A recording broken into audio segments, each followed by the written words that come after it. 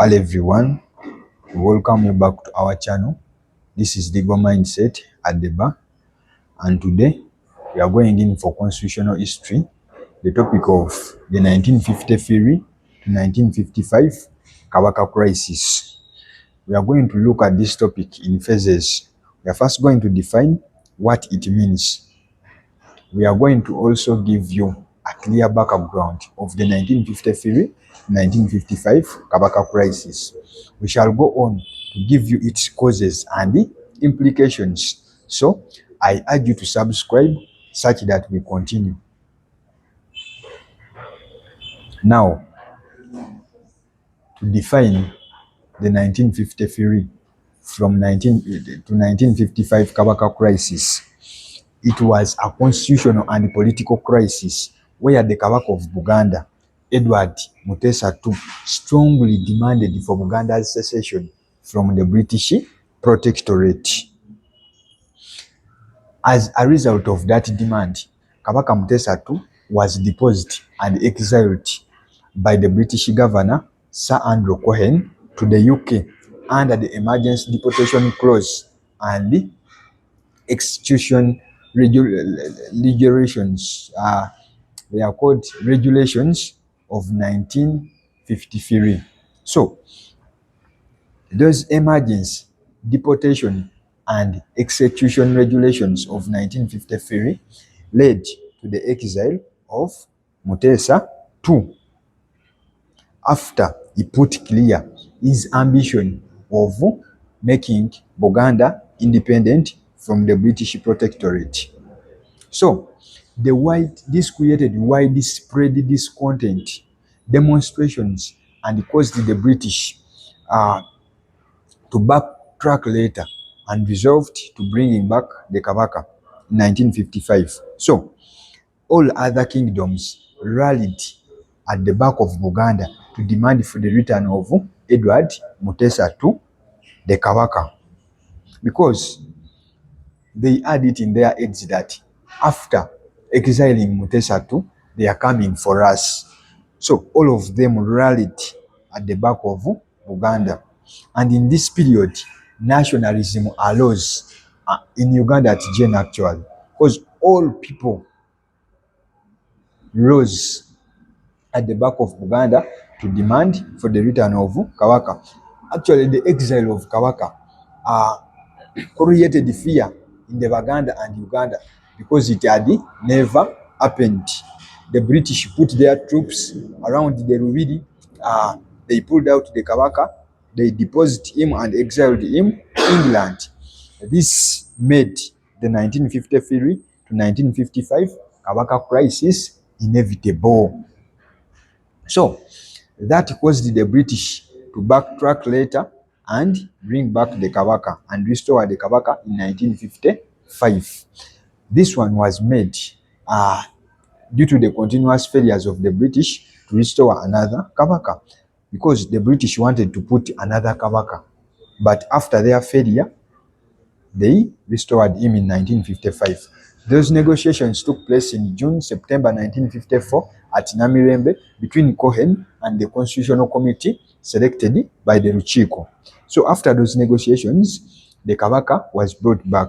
The mediator in those negotiations was Sir Keith Hancock. He was the director of the Institute of Commonwealth Studies. So this one later led to the 1955 Buganda Agreement. You can also call it the Namirembe Agreement.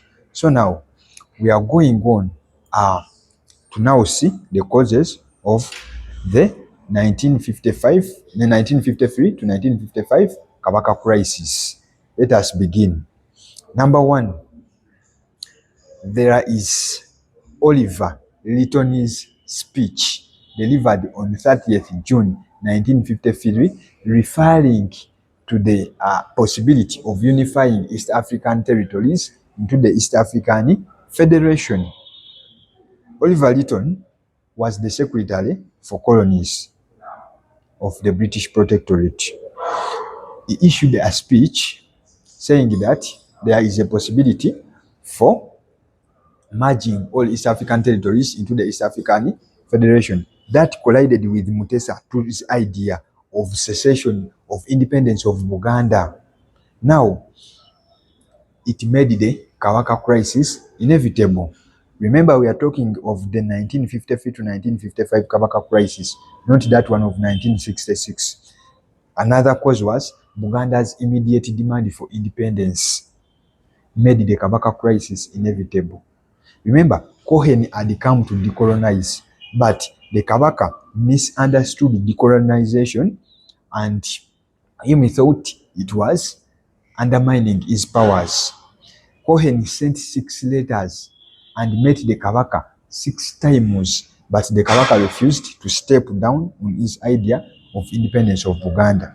That made them collide and made the Kabaka crisis inevitable. We can look at the threats and ultimatums of Cohen to the Kabaka as second cause. Of the letters he sent to the Kabaka, Cohen also gave the Kabaka 5 weeks to revise himself and change his ideas. So that undermined the Kabaka and made the Kabaka crisis inevitable. We can also look at another cause, the November 30th, 1953 letter by Cohen to Kabaka, confirming the withdrawal of recognition by the British government of Kabaka as Buganda's leader. Remember, Article 6 of the Buganda Agreement stipulated that so as long as the Kabaka ruled in accordance with the British laws, he shall be recognized as the native ruler. And here they removed him. They removed the recognition from him as the native ruler. That created fear among the Baganda, because touching the Baganda, never joke with the Kabaka of Buganda if you want peace with the Baganda. That created the fear, demonstrations, and made the Kabaka crisis of 1953 to 1955 inevitable. You can look at another cause, the declaration of the state of emergency in Buganda by Cohen due to fear of protests. It also led to the 1953 to 1955 Kabaka crisis. You can also look at the arrest and rapid exile of Kabaka Mutesa to London. That one was actually the immediate cause of the 1953 to 1955 Kabaka crisis. We can look at another cause, the rise of new political parties at the time. IGI, the Uganda National Congress, initiated and created by Ike Musaz, which opposed the East African Federation, also made the Kabaka crisis inevitable. Political parties acted as a base for protests.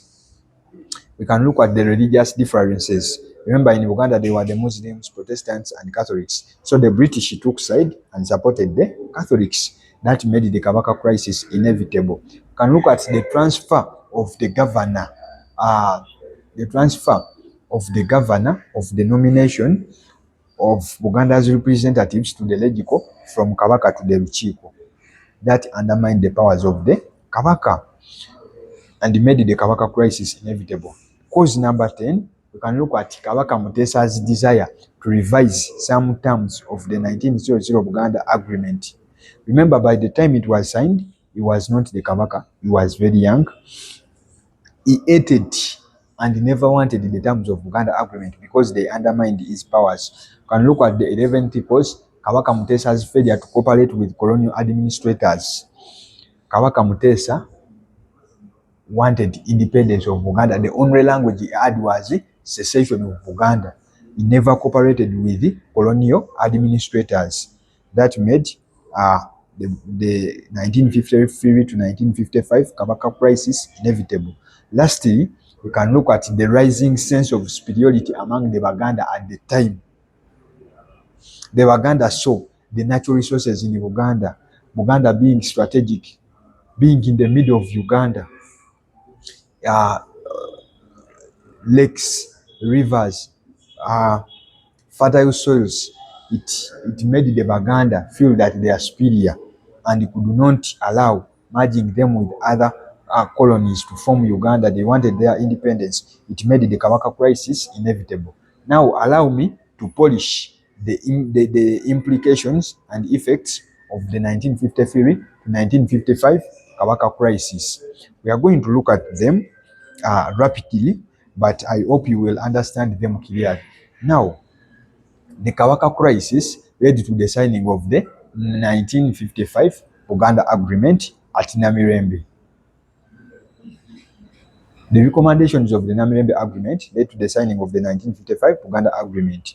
It also promoted, second cause, promoted nationalism in Uganda when all Ugandans rallied behind Uganda to demand for the return of the Kabaka.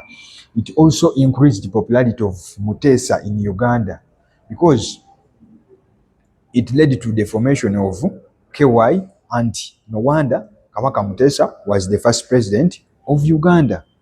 So it also led to appointment of new Africans to the legico. Uh, that is Africanization. Africanization increased. It introduced Buganda as a constitutional monarchy at Namirembe. The British recognized Buganda as a constitutional monarchy to take care of all its powers.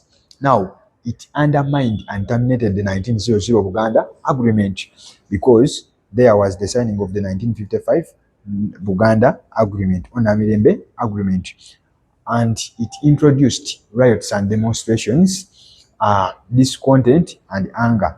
It reintroduced them because they last happened in the Bataka peasant grievances of 1920.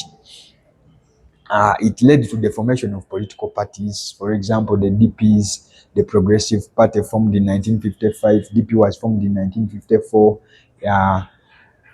All of those parties, it led to the rise of nationalists, the Ike Musas.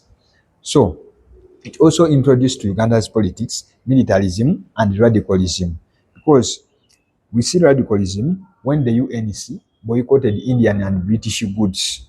That was introduction of radicalism. And we see militarism when the British troops surrounded the Rubidi and deposed out the Kabaka and exiled him.